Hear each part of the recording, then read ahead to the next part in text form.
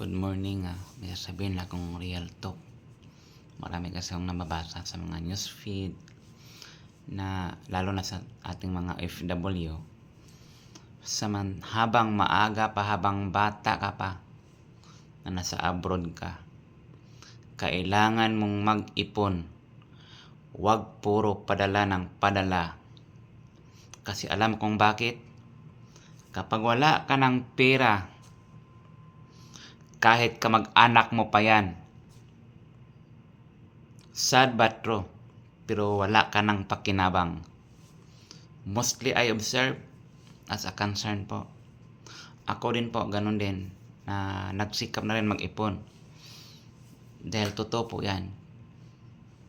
Kahit kamag-anak mo pa yan, kapag wala kang pera, wala ka ng pakinabang. God bless po. Yun lang.